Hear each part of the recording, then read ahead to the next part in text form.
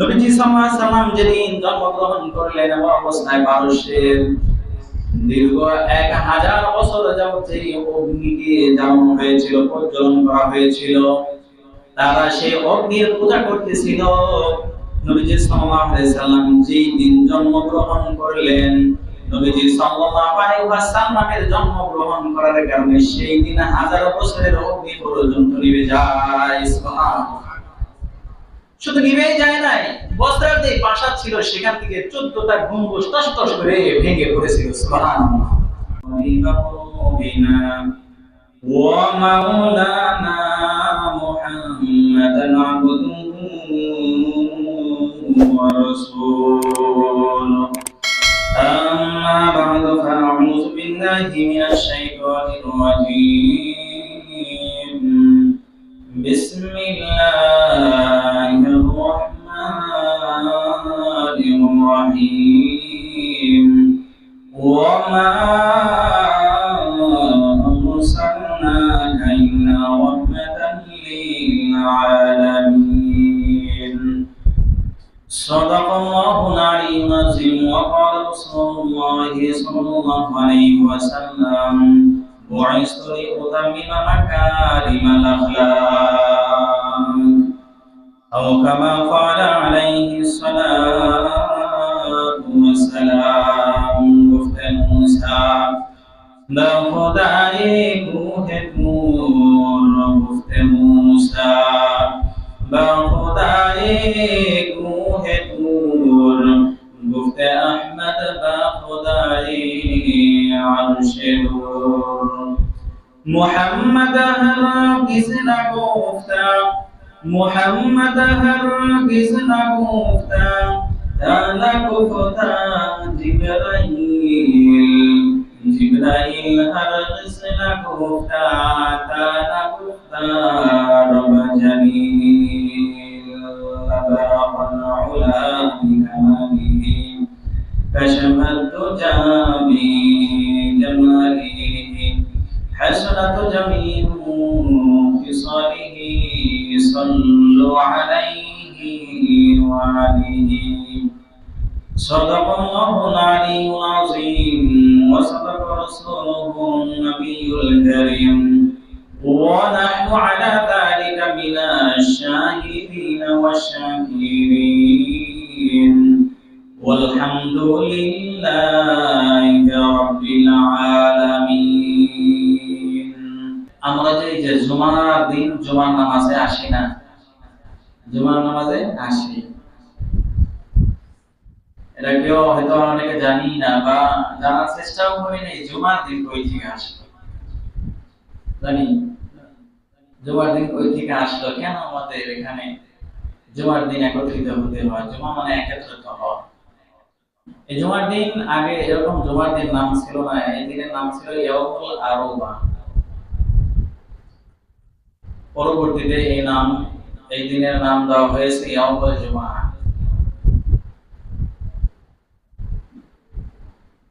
নবীজি সাল্লাল্লাহু আলাইহি ওয়াসাল্লামের আবির্ভাবের 650 বছর আগে নবীজির একজন পূর্ববর্তী দাদা, নাম ছিল কাব ইবনে লুআই। তিনার আমলে তিনি এই ইয়াউমুল আরবা, এই দিনকে তিনি সর্বপ্রথম জুমার নাম হিসেবে নামকরণ করেন। সুবহানাল্লাহ। নবীজির জন্মের 650 বছর আগে নবীজি সাল্লাল্লাহু আলাইহি ওয়াসাল্লাম আসার আগে তিনি এই জুমার দিনে মানুষদেরকে একত্রিত করে মানুষদেরকে ওয়াজ নসিহত করতেন, দিনের কথা শোনাতেন। শুধু তাই নয়, এই জুমার দিনে মানুষদেরকে একত্রিত করে সর্বশেষ নবী আহমদ মুহাম্মদ মুস্তাফা মুহাম্মদ রাসূলুল্লাহ সাল্লাল্লাহু আলাইহি ওয়াসাল্লামের আগমন সম্পর্কে তাদেরকে খবর দিয়েছেন। সুবহানাল্লাহ। শুধু তাই নয়, কাব ইবনে লুআই ওই সময় মানুষদেরকে একত্রিত করে বলতেন, আমার বংশের মধ্যে আল্লাহ তাআলা সর্বশেষ নবীকে পাঠিয়ে দিবে। সর্বশেষ নবী যিনি হবেন আমার বংশের মধ্যে আল্লাহ তাআলা পাঠায় দিবেন। তোমরা যদি ওই নবীর সাক্ষাৎ পেয়ে যাও, তোমরা যদি ওই নবীর সাথে তোমাদের সাক্ষাৎ হয়, তাহলে ওই নবীর উপর তোমরা ঈমান আনবা। সুবহানাল্লাহ। ওই নবীর উপর তোমরা ঈমান আনবা, নবীকে তোমরা সাহায্য করবা, ওই নবীর দ্বীন প্রচারের কাজে তোমরা সহযোগিতা করবা। নবীজি এখন আসে নাই, আগেই বলে দিয়েছে। তাহলে আল্লাহ তাআলা পৃথিবীর মধ্যে নবীকে পাঠিয়েবেন, এর আগে সবকিছু স্পষ্ট ছিল। শুধু তাই নয়, নবীজি সাল্লাল্লাহু আলাইহি ওয়াসাল্লাম পৃথিবীতে আসার 50 থেকে 55 দিন আগে আল্লাহ তাআলা পৃথিবীর মধ্যে এমন একটা ঘটনা ঘটিয়েছিলেন। বর্তমানে যে কাবা শরীফ আছে, সমস্ত মানুষের আকর্ষণ, প্রত্যেকটা মুমিনের আকাঙ্ক্ষা, দিলের তামান্না, আমি কাবায় যাব নাকি? আমাদের নাই নাকি? প্রত্যেকটা মুমিনের দিলের তামান্না, দিলের আশা হলো আমি একবার হইলেও সেই ঘরে যাব। তৎকালীন যুগে আরবরা তো এতটা পাওয়ারফুল ছিল না। তৎকালীন যুগে পাওয়ারফুল ছিল রোম এবং পারস্য, বর্তমান ইটালি। তো তৎকালীন সময়ে এই রোম, পারস্য, সিরিয়া তাদের পাওয়ার ছিল, তারা পাওয়ারফুল ছিল, সুপার পাওয়ার ছিল। তৎকালীন যুগেও মানুষগুলো এই কাবার দিকে, তারা কাবাকে তওয়াফ করার জন্য যাইত। তাদের আকর্ষণ, তাদের তামান্না ছিল, দিলের আশা ছিল মক্কায় যাওয়ার জন্য, সে আল্লাহর ঘরকে তওয়াফ করব। তো এমনের বাদশা আবরাহা চিন্তা করলো, আমরা হলো সুপার পাওয়ার লোক, মানুষগুলো মক্কায় যায়, সেখানে বালুকাময় স্থানে, সেখানে যায় কাবাকে তওয়াফ করার জন্য, এটা কি হয়? তা আমরা একটা কাজ করি, আমরা ইয়ামানের মধ্যে একটা কাবার মধ্যে একটা ঘর বানাই। ঘর বানায় সারা পৃথিবীর সমস্ত মানুষদের কাছে বার্তা পৌঁছায় দিয়েছে, এখন থেকে আর কাবায় যেতে হবে না, এখন থেকে তোমরা আমাদের যে এই গির্জা বানিয়ে দিয়েছি কাবার মতো দেখতে, তোমরা এখানে চলে যাবে। মানুষের মুখের কথা, মুখের ডাকা আর দিলের যে টান, এটা কি এক নাকি? মানুষ সব এরপর মক্কা শরীফের দিকেই যায়। বাদশা আবরাহা চিন্তা করে মানুষদেরকে মক্কার দিকে যাওয়া থেকে কিভাবে বাধা দিব। তাদেরকে বাধা দেওয়ার একটাই সিস্টেম আছে, যদি আমরা মক্কার বুকে থেকে ওই কাবা ঘরকে যদি ভেঙে ফেলি, তাহলে মানুষগুলো আর মক্কায় যাবে না, আমাদের ঘরের মধ্যে আসবে, আমাদের ঘরের মধ্যে আসবে। এই জন্য তারা মক্কাকে ভাঙার জন্য, তারা কাবা শরীফকে ভাঙার জন্য তারা চিন্তা ভাবনা করলো, মক্কাকে ভেঙে দিতে হবে, তা না হলে আমাদের এলাকায় আসছে না মানুষগুলো। এদিক দিয়ে বন কেনা না আগতের এক লোক চিন্তা করলো, আমাদের কাবা শরীফ এত সম্মানী ঘর, এই ঘরকে তারা বাদ দিয়ে তাদের ঘরের দিকে তারা ডাকে, আমাদের সে ডাক শুনে গেছে। যাওয়ার পরে তাদের যে ওই ইয়ামানের বাদশা আবরাহা যে ঘর বানিয়েছিল, ঘরের মধ্যে পেশাব পায়খানা করে একবারে অবস্থা খারাপ হয়েছে। মক্কা শরীফ হলো আল্লাহ তাআলার ঘর, সেখান বাদ দিয়ে তোমাদের ঘরে আসবো, ঘরের অপমান করে আসছে। বাদশা আবরাহার কাছে যখন এই সংবাদ গিয়েছে, বাদশা আবরাহা চিন্তা করে, না আর দেরি করা যায় না, তাড়াতাড়ি চলো। হাতির এক বিশাল বাহিনী নিয়ে তারা যাওয়া শুরু করছে, যে আজ মক্কাকে ভেঙে চলে আসবে। বাদশা আবরাহা চিন্তা করে তার হাতির বাহিনী নিয়ে মক্কার দিকে যখন চলে আসলো, মক্কার কাছাকাছি স্থানে তারা অবস্থান করে। এমন অবস্থায় যখন তারা অবস্থান করতেছে, অবস্থান করতে করতে তার সৈন্যগুলো নবীজি সাল্লাল্লাহু আলাইহি ওয়াসাল্লামের দাদা আব্দুল মুত্তালিবের উট 200টা উট তারা নিয়ে আসলো। এই খবর যখন আব্দুল মুত্তালিবের কাছে গিয়েছে, আব্দুল মুত্তালিব কিছু সৈন্যদেরকে, কিছু লোকদেরকে নিয়ে গেলেন, আবরাহার কাছে চলে গেলেন। নবীজি সাল্লাল্লাহু আলাইহি সাল্লামের দাদার চেহারা, আব্দুল মুত্তালিবের চেহারা এতটা সুন্দর ছিল, ওই সুন্দর চেহারা দেখে আবরাহা হাতির উপরে সিংহাসন থেকে মাটিতে নেমে চলে এসেছে। সুবহানাল্লাহ। এবার তারা মত বিনিময় করছে, এক পর্যায়ে বলতেছে, আব্দুল মুত্তালিব বললেন, তোমার লোক আমার নিয়ে আসছে, 200 উট দিয়ে দাও। আব্রাহা হাসে, বলো কি আব্দুল মুত্তালিব, উট নিয়ে আসছে তাতেই তুমি এত কষ্ট পাচ্ছ, উট চাচ্ছ, আমরা তো তোমাদের ঘরকে বাগার জন্য আসছি, এই ব্যাপারে কি কিছু বলবো না? নবীজি সাল্লাল্লাহু আলাইহি সাল্লামের দাদা আব্দুল মুত্তালিব বললেন, আব্রাহা উটের মালিক হলো আমি, আমার উটগুলোকে দিয়ে দাও। কাবার ঘরের মালিক হলো আমি না, ঘরের মালিক আমি না, ঘরের মালিক যে আল্লাহ, সেই আল্লাহ আল্লাহর ঘরকে হেফাজত করবে। সুবহানাল্লাহ, সে আল্লাহ হেফাজত করবে, আমার জিনিস আমাকে দিয়ে দাও, ঘরের মালিক তো আমি না। আমার অবস্থা আব্দুল মুত্তালিব কিছু লোকদেরকে নিয়ে কাবা শরীফের ওই গ্লাম ধরে ধরে, দেওয়াল ধরে ধরে আল্লাহ তাআলার কাছে দোয়া করলেন।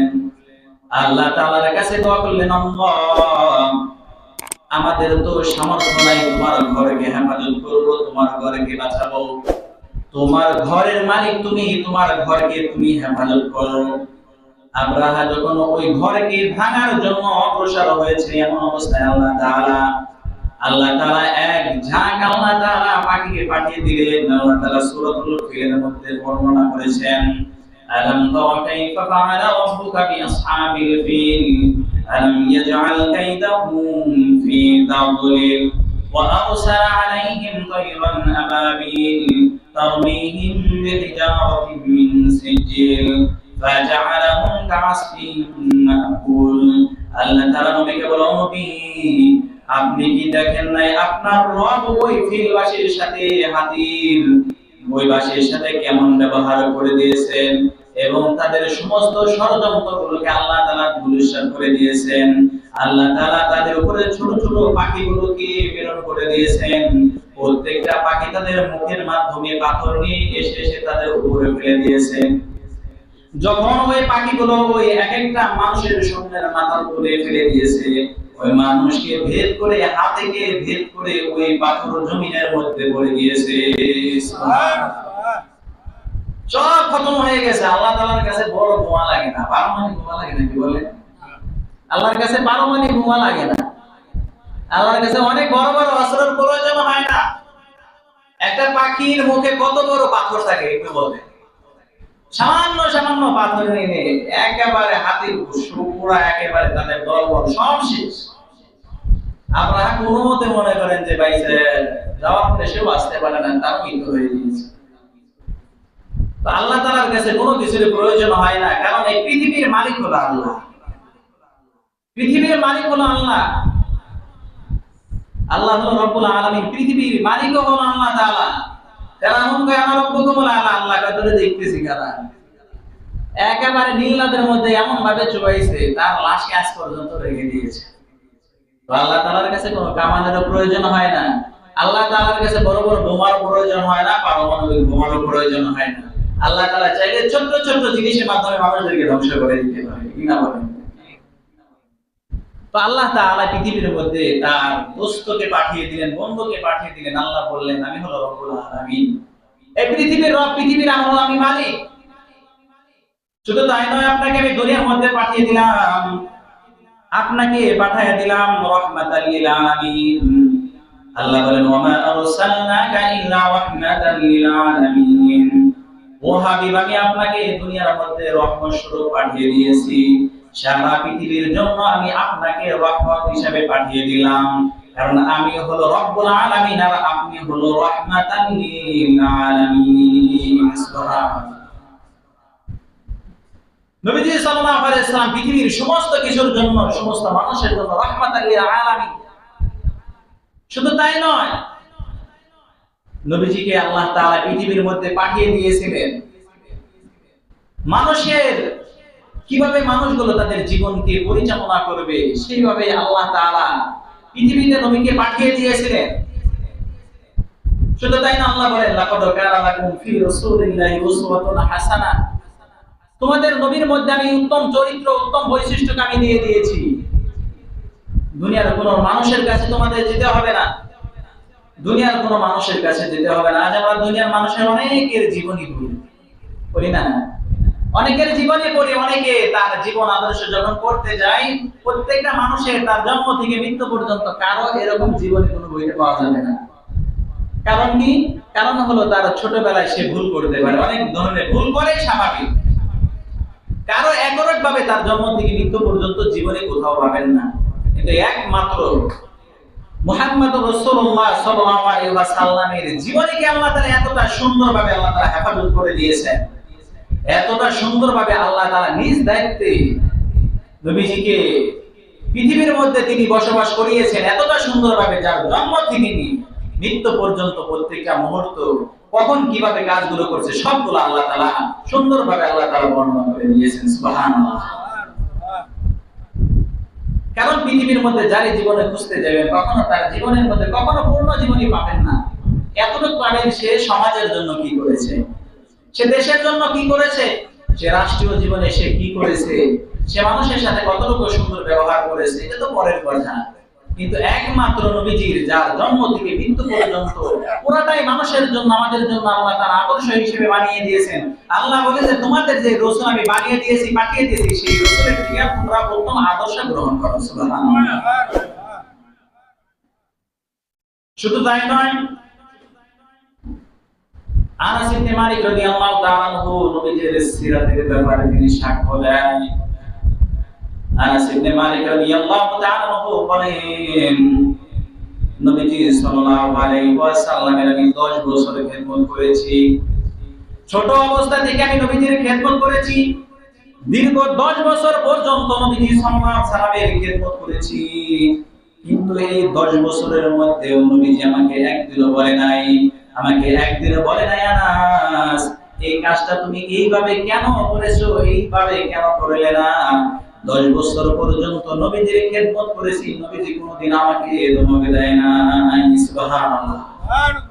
কেমন তার আদর্শ ছিল বলেন, কতটা তার সুন্দর আদর্শ ছিল। 10 বছর পর্যন্ত একটা বাচ্চা মানুষ এই খেদমত করেছে, নবীজি একদিনও তাকে ধমক দেয় নাই। আর আমাদের অবস্থা কি? একেবারে মনে করেন যে বাড়ির ভিতর আমি হলো সিংহ গরু, ঠিক না বলেন? একবারে ছেলে মেয়ে স্ত্রী সবদের একবার মনে করেন গালি দিতে দিতে একবার দয়া ফেলি, মানে মনে করে বাড়ির ভিতরে আমি সব থেকে বড় কিছু, বাকি আমার শক্তি নাই। স্ত্রীর সাথে খারাপ ব্যবহার করি, সন্তানের সাথে খারাপ ব্যবহার করি, মেয়ের সাথে খারাপ ব্যবহার করি, ভাইয়ের সাথে খারাপ ব্যবহার করি, মানে বাড়ির ভিতরে আমি সবচেয়ে মহাপুরুষ মনে করি। মানুষকে বোঝাই আপনার সুন্দর ব্যবহার তো আপনার স্ত্রী যদি আপনাকে সার্টিফিকেট দেয় আপনি আমার স্বামীটা ভালো ছিল, আপনি মারা যাওয়ার পর আপনার স্ত্রী যদি সাক্ষী দেয় তাহলে আপনি মাপ পেয়ে যেতে পারেন। স্ত্রীর ব্যাপারে যদি স্বামী সাক্ষী দেয় যে আমার স্ত্রী খুব ভালো ছিল, নবীজি বলেন তাহলে এই ব্যক্তিটা জান্নাতে যেতে পারে। সুবহানাল্লাহ। এটা হলো নবীজি আমাদেরকে আদর্শ শিক্ষা দিয়েছেন, কত সুন্দরভাবে তিনি স্ত্রীদের সাথে কথা বলেছেন, সাহাবায়ে কেরামের সাথে কথা বলেছেন। নবীজির আখলাক দেখে দেখে মানুষগুলো ইসলাম ধর্ম গ্রহণ করেছে। আর আমাদের আখলাক দেখলে, আমাদের ব্যবহার দেখলে মানুষ আরো দৌড়ায় বলায় 10 হাত দূর দিয়ে যায়, ওর কাজটা যায়, আমার কাজটা গেলে একটা প্রবলেম আছে, কাজটা গেলে একটা সমস্যা আছে, না জানি কি করে দেয়। এজন্য নবীজি আমাদেরকে উত্তম আদর্শ শিক্ষা দিয়েছেন, জন্ম থেকে উত্তম আদর্শ আমাদেরকে শিক্ষা দিয়েছেন।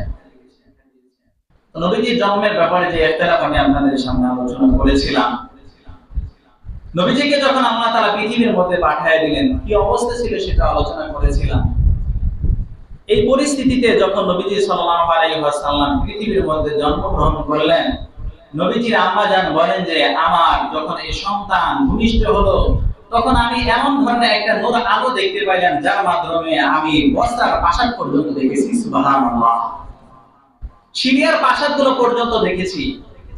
এখানে মুহাদ্দিসিনে কেরামের ব্যাখ্যা করেছেন যে নবীজি সাল্লাল্লাহু আলাইহি ওয়াসাল্লামের জন্মের মাধ্যমে এটা বুঝিয়েছেন যে মক্কা থেকে বসরা পর্যন্ত এটা ইসলাম শাসন হবে, ইসলামী খেলাফত কায়েম হয়ে যাবে।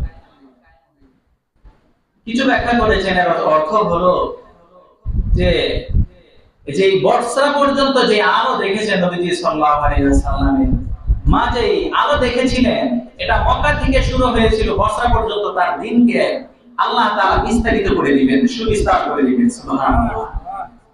শুধু তাই নয়, নবীজি সাল্লাল্লাহু আলাইহি ওয়াসাল্লামকে মক্কা থেকে সিরিয়া পর্যন্ত যে বাইতুল মুকাদ্দাস পর্যন্ত তিনাকে যে সওয়ার করানো হয়েছিল মেরাজের রাতে, কেউ কেউ বলেছেন এটাই এই জন্মের মাধ্যমে দেখিয়েছিলেন। সুবহানাল্লাহ। শুধু তাই নয়, নবীজি সাল্লাল্লাহু আলাইহি ওয়াসাল্লাম যেদিন জন্মগ্রহণ করলেন এমন অবস্থায় পারস্যের দীর্ঘ 1000 বছর যাবত এই অগ্নিকে জ্বালানো হয়েছিল, প্রজ্বলন করা হয়েছিল। তারা সেই অগ্নির পূজা করতেছিল। নবীজি সাল্লাল্লাহু আলাইহি সাল্লাম যেই দিন জন্মগ্রহণ করলেন, নবীজি সাল্লাল্লাহু আলাইহি ওয়াসাল্লামের জন্মগ্রহণ করার কারণে সেই দিন 1000 বছরের অগ্নি পর্যন্ত নিভে যায়। সুবহানাল্লাহ। শুধু নিভেই যায় নাই, বস্ত্রের যে প্রাসাদ ছিল সেখান থেকে 14টা গম্বুজ টস টস করে ভেঙে পড়েছিল। সুবহানাল্লাহ। কারণ আল্লাহ তাআলা পৃথিবীর মধ্যে সত্যকে পাঠিয়ে দিয়েছেন। সত্যকে পাঠিয়ে দিয়েছেন। পুরো পৃথিবী যখন বাতিলে ভরে গিয়েছে, এমন অবস্থায় আল্লাহ তাআলা সত্যকে পাঠিয়ে দিলেন, নবীকে পাঠিয়ে দিলেন।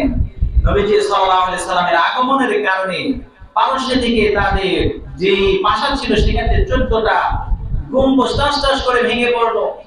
এমন অবস্থায় তারা সকলে মিলে সিদ্ধান্ত সবার মধ্যে গিয়েছে, কি ব্যাপার, কারণ কি, যে আমাদের গম্বুজগুলো ভেঙে পড়লো। 1000 বছর যাবত আমরা যে অগ্নি প্রজ্বলন করেছি, অগ্নির পূজা করে, সেই অগ্নিটা অটোমেটিক কিভাবে বন্ধ হয়ে গেল। এমন অবস্থায় সবার মধ্যে একজন ডাক দিয়ে বলে, বাদশাহ, আমি আজ রাতের বেলা এতটা স্বপ্ন দেখেছি, কঠিন একটা স্বপ্ন দেখেছি। আমি স্বপ্নের মধ্যে দেখেছি একটা উট আরবের ঘোড়াগুলোকে তারা টেনে টেনে আমাদের বস্ত্রার মধ্যে 10 নদী পার হয়ে তারা অবস্থান করিতেছে বিভিন্ন স্থানে। বাদশাহ বললেন, তোমাদের মধ্যে সবথেকে ভালো কে স্বপ্নের ব্যাখ্যা করতে পারে তাকে আমার কাছে নিয়ে আসো। সুন্দর যে ব্যাখ্যা করতে পারে, স্বপ্নের ব্যাখ্যা কি হতে পারে, এটা নিয়ে আসো। এই অবস্থায় আব্দুল মাসি নামে এক ব্যক্তিকে তাদের দরবারে আনা হলো। সে বলতেছে, আমি তো এটা ভালো করে জানি না, তবে আপনি যদি বলেন তাহলে এটার ব্যাখ্যা আমার যে মামা আছে, তাহলে আমি মামার কাছ থেকে আমি এটা ব্যাখ্যা করতে পারি, তার কাছ থেকে শুনতে পারি, সেটা এখনো সিরিয়ে আছে। তো আব্দুল মসি ওই ব্যক্তি তখন ঘোড়ায় চড় হয়ে চলে গেলেন। এমন অবস্থায় তার মামার কাছে পৌঁছেছে, মামা একেবারে মৃত্যুর শয্যায়, কিছুক্ষণ পরে মারা যাবে। মামার কাছে যখন এই প্রশ্নগুলো করা হলো, কেন 1000 বছরে অগ্নি অটোমেটিক নিভে গেল, আমাদের যে প্রাসাদের যে 14টা গম্বুজ কিভাবে পড়ে গেল, একা একাই পড়ে গেল। শুধু তাই নয়, এক ব্যক্তি এরকম স্বপ্ন দেখলো। তার মামা ব্যাখ্যা করলো যে আমরা দীর্ঘদিন যাবত যার আশায় ছিলাম, সম্ভবত সেই ব্যক্তি আজ রাতে পৃথিবীর মধ্যে এসেছে। সুবহানাল্লাহ। তাহলে তারা ইহুদি হওয়া সত্ত্বেও, তারা খ্রিস্টান হওয়া সত্ত্বেও, বিধর্মী হওয়া সত্ত্বেও তারা নবীজির ব্যাপারে তাদের কতটা বিশ্বাস ছিল, যে আমাদের বইতে পড়েছি, আমাদের কিতাবগুলোতে পড়েছি, সেই নবী আগমনের কারণে এই অবস্থাগুলো হয়েছে। সুবহানাল্লাহ। শুধু তাই নয়, মক্কার মধ্যে এক ইহুদি অবস্থান করতেছিল। সে ওই রাতের বেলা সকালবেলা সে জাগ্রত হওয়ার পরে বলতেছেন, আজ তোমাদের এই আরবের মধ্যে ভালো করে খবর নিয়ে দেখো, আমি আজকে এমন একটা স্বপ্ন দেখেছি, মনে হলো এই জামানার যে সর্বশেষ আখির নবী, সে আখির নবীর আর জন্ম হয়ে গিয়েছে। সুবহানাল্লাহ। সর্বশেষ নবী জন্ম হয়ে গিয়েছে। তোমরা একটু ভালো করে খোঁজ খবর নিয়ে দেখো। মানুষগুলো চারদিকে ছড়িয়ে গেল। খোঁজ খবর নিয়ে দেখা গেল আব্দুল মুত্তালিবের ঘরে একটা সুন্দর বাচ্চা হয়েছে। ইহুদি এবার বলল, ওই বাচ্চাকে ভালো করে দেখবা, ওই বাচ্চার উভয় বাহুর মাঝখানে একটা ছিল থাকবে। যে সর্বশেষ নবী হবে আমাদের কিতাবের মধ্যে পেয়েছি, ওই নবীর 2 বাহুর মাঝখানে একটা ছিল থাকবে। শুধু তাই নয়, সে 2 রাত্র পর্যন্ত সে দুধ পান করবে না। খবর নিয়ে যখন ওই ইহুদিকে যখন নবীজি সাল্লাল্লাহু আলাইহি সাল্লামকে দেখানো হলো, দেখার সাথে সাথে ওই ইহুদি অজ্ঞান হয়ে গিয়েছে, বেহুশ হয়ে গিয়েছে। হোশ আসার পরে তাকে জিজ্ঞাসা করা হলো, কেন তুমি অজ্ঞান হয়ে গিয়েছো, বেহুশ হয়ে গেলে? বললা, আমি তো তাকে দেখে বুঝে ফেলেছি ইনি সর্বশেষ নবী। 2 নম্বরের কারণ হলো, আমরা মনে করেছিলাম বনি ইসরাইলের মধ্যে আল্লাহ তাআলা শেষ নবী পাঠিয়ে দিবেন, কিন্তু আল্লাহ তাআলা সর্বশেষ নবী বনি ইসমাইলের মধ্যে পাঠিয়ে দিয়েছে। সুবহানাল্লাহ। তাহলে তাদের কতটা বিশ্বাস ছিল বলে, নবীকে তারা দেখার সাথে সাথে চিনে ফেলেছে। বাচ্চা মানুষ, এখনো তো দাওয়া শুরু করে নাই, অথচ আমাদেরকে সেই নবী উম্মত হিসেবে আল্লাহ তাআলা বানিয়ে দিয়েছেন। কোন ধরনের দরখাস্ত আল্লাহকে করি নাই, কোন ধরনের সুপারিশ আল্লাহ তাআলাকে করি নাই। আল্লাহ তাআলা বিনা দরখাস্তে বিনা সুপারিশে সেই নবীর উম্মত বানিয়েছেন। এত বড় পাওয়ারফুল নবী উম্মত আমাদেরকে বানিয়ে দিলেন, তাহলে আমাদের মধ্যে কি কোনো প্রতিক্রিয়া আছে? আমাদের কাজের মধ্যে, আমার চলন ভঙ্গির মধ্যে কি কোনো রকমের পরিবর্তন আছে বলেন? একজন ইহুদি খ্রিস্টান যেভাবে তার চলাচল, আমি একজন মুসলিম নিজেকে দাবি করি, একজন আমরা শেষ নবীর উম্মত হিসেবে নিজেকে দাবি করি, আমারও একই বৈশিষ্ট্য, আমার একই আচরণ আছে, চলাচলের মধ্যে কোনো পার্থক্য নাই। তাহলে সেই নবী উম্মত আল্লাহ তাআলা বিনা দরখাস্তে বানিয়ে দিয়েছে, কত বড় সৌভাগ্যশী। আমি আপনাদের আলোচনা শুনেছিলাম প্রত্যেকটা নবী পর্যন্ত সর্বশেষ নবীর উম্মত হওয়ার জন্য দরখাস্ত করেছে, আর আমরা তার উম্মত হওয়ার পরেও আমাদের মধ্যে কোনো অনুভূতি পাচ্ছি না, আমাদের মধ্যে কোনো অনুভূতি নাই। এজন্য আমাদের সেই নবীর জীবনীকে পড়তে হবে, সেই নবী থেকে আমাদেরকে উত্তম আদর্শ শিখতে হবে। কোথা থেকে আপনি আদর্শ শিখবেন? কোথা থেকে আপনার যে বৈশিষ্ট্য আছে, আপনার আচার ব্যবহার কই থেকে শিখবেন? আল্লাহ বলে যে তোমাদের নিকটে আমি নবী পাঠিয়ে দিয়েছি, লাকাদ কানা লাকুম ফি রাসূলিল্লাহি উসওয়াতুন হাসানা। তোমাদের নবীর মধ্যে যে বৈশিষ্ট্য আছে, তোমরা তোমাদের নবীর মধ্য থেকে তোমাদের বৈশিষ্ট্যগুলো, তোমাদের আমল আখলাক সবগুলোকে তোমরা শিক্ষা করে নাও। সুবহানাল্লাহ।